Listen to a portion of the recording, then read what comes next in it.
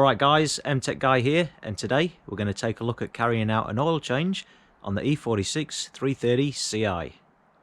Now this video applies to any of your 6-cylinder E46s, so that's your 2.2s, your 2.5s, your 2.8s and your 3 litres, your M52 TUs and your M54 engines. Okay, so let's take a look at what parts we're going to need to carry out the job. Alright, so you can see we've got the oil here and the oil filter.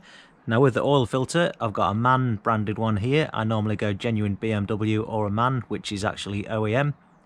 Now there are other brands out there, but you don't want to cheap out on your oil filter because the cheaper ones have been known to come apart in the past. They're the paper type that sit in an oil filter housing. Like I say, they have been known to come apart, so go for a decent one, like I say, MAN or BMW itself. And these also come with the O-rings and the crush washers that you need to get the job done.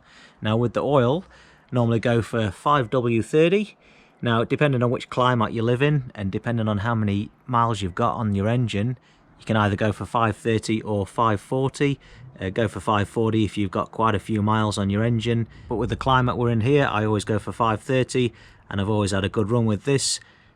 And this is the Castrol Edge 5W30. This is fully synthetic. Now there are a lot of brands of synthetic oil out there, but the main thing you want to look for is if you flip it round onto the back of the container, you can see here we've got BMW Long Life 01, so that's what you want to be looking for.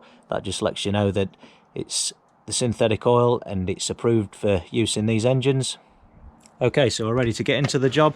So what we'll do is we'll start the engine up, we'll let it run for a while, just get that engine oil up to temperature, and then we'll get the front end of the car up in the air, and then with the engine oil nice and warm, engine off, it'll just allow it to drain off nicely. Okay, so I've got the front end of the car just run up on some blocks of wood there, just letting it idle for a little while just to let it get nice and warm. Now while that's warming up, we'll just consider how often you should look at changing your oil on your E46. Now the factory, BMW, they recommend intervals of 25,000 Ks, which I think is about 15,000 miles. Now what I normally do is fit an oil change in between, so I do one every 12,500 Ks. I feel that 25,000 is too long, so what I do is I fit one in between there, but I let the counter count down from 25,000 to near enough zero, but I'll just fit one in when it gets to 12,500, so I always get that oil change in every 12,500 Ks. And it's good practice to do this rather than leave it for 25,000 Ks. When I first sold these cars, one of the selling points was the long service intervals, but over time of course it's not the best for the life of the engine, and leaving it 25,000 Ks is a long time, long service interval. So yeah, try and fit one in halfway in between, so every 12,500 Ks and you'll be good to go. Okay, so we're underneath the car here. Now of course you're going to want a drain pan to drain the old oil into, and you're going to need a 17mm socket for the drain plug. And if we have a look just over here, the drain plug lives just up there.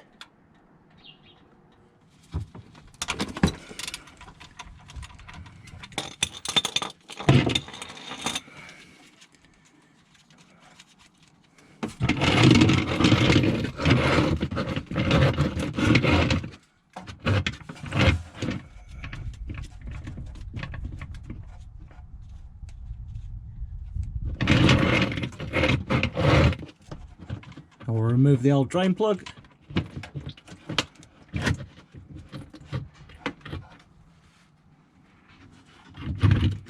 Now while that's draining underneath, what we can do is remove the oil filler cap, and that'll just speed up the drain process a bit quicker.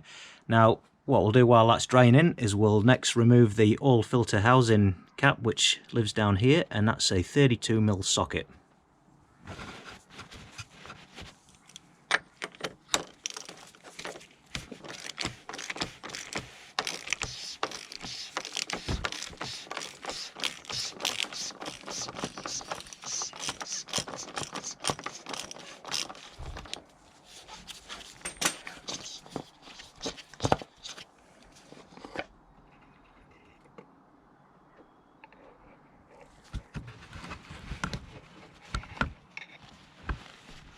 Okay, while that's still draining and doing its thing, we can take a look at changing out the oil filter here and putting our new seals in place. So we'll see what we've got in the box here.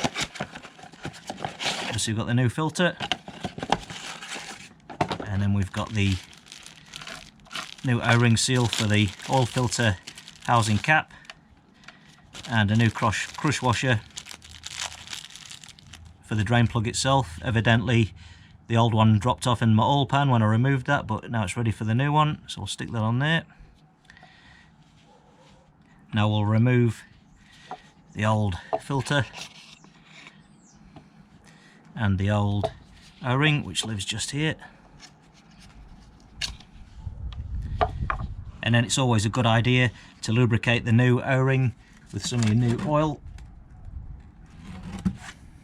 and then that'll just stop it from bunching up or pinching when you install the oil filter housing cap once again.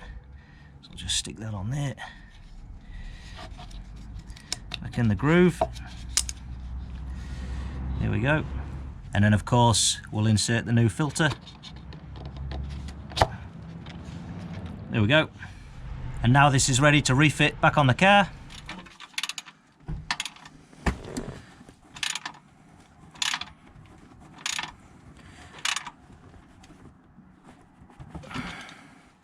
Alright, so now that the sump plug's back in position and tightened up, we're ready to refill the engine with the engine oil. So these engines take approximately 7.5 litres. So what I'm going to do here is I'm going to fill it up with approximately 7 litres, and then drop the car back down on its wheels on a nice level surface, and then just top that last half up using a dipstick and measuring the level once it's back on a flat surface.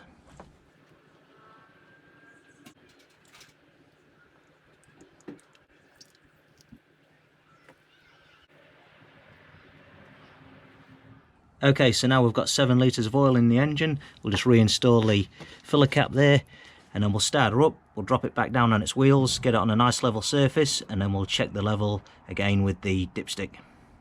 Alright, so we've got the front end of the car back down on its wheels. It's sitting on a nice level surface here, and what I did was let the engine run just for a couple of minutes to prime the oil filter housing there, so that'll be nicely full of oil now. And then the next step, now I've got the engine off, is to check the level with the dipstick.